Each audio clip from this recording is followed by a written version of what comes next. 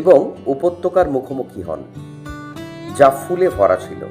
তারা এই এলাকার সৌন্দর্যে আকৃষ্ট হয়ে এর নামকরণ করেন ফুলের উপত্যকা।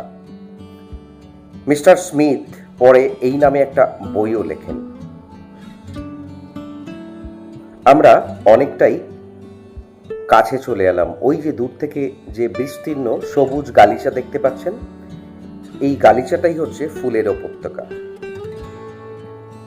এছাড়াও 1939 সালে লেডি জোয়ান মার্গারেট, যিনি একজন উদ্ভিদ বিজ্ঞানী, ফুল অধ্যয়নের জন্য উপত্যকায় আসেন এবং ফুল সংগ্রহের জন্য কিছু পাথরের ঢাল অতিক্রম করার সময় তিনি পিছলে পড়ে মারা যান।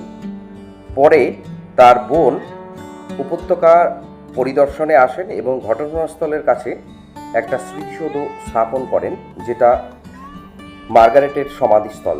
এ পর্যন্তই আমরা গিয়েছিলাম, অনেকেই এ পর্যন্তই এসে থাকেন। তবে হ্যাঁ, হিন্দু মহাকাব্য রামায়ণের পাতাতেও এই স্থানটার অস্তিত্ব রয়েছে।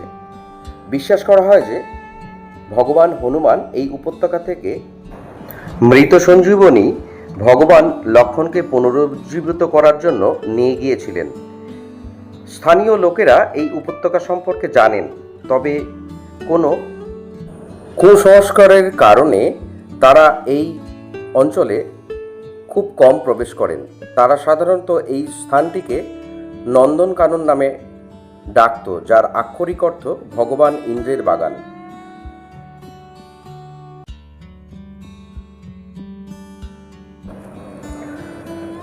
শুধু ফুল নয়, ভ্যালি অফ ফ্লাওয়ার্সের চারিদিকে যত্রতত্র ছড়িয়ে আছে নানা ধরনের ঔষধি গাছ, যার মধ্যে উল্লেখযোগ্য রয়েছে বিটস, রডোডেনড্রন এবং ব্রহ্মকমল। কি আপনাদের দেখে কি মনে হচ্ছে? এখানে এলে আর ফিরতে ইচ্ছা করবে না, শুধুই অবাক দৃষ্টিতে তাকিয়ে থাকতে ইচ্ছে করবে। এটাই হচ্ছে ভ্যালি অফ ফ্লাওয়ার্সের ম্যাজিক। আমরা এখানে এসেছিলাম 15ই অগস্ট। সেদিন একটু অবশ্য ভিড় বেশি ছিল, তবে এখানকার ঢোকার এবং বেরোনোর নির্দিষ্ট কিছু টাইম আছে। সকাল 7টা থেকে গেট ওপেনিং হয় এবং দুপুর 2টো অবধি টিকিট দেওয়া হয়। তবে বিকেল 5টার পরে এখানে আর কাউকেই থাকতে দেওয়া হয় না। তো আপনারা যত তাড়াতাড়ি এখানে আসতে পারবেন, তত বেশি সময় আপনারা এখানে উপভোগ করতে পারবেন। আমরা আগেই বললাম, আমরা মার্গারেটের সমাধি অবধি গেছি।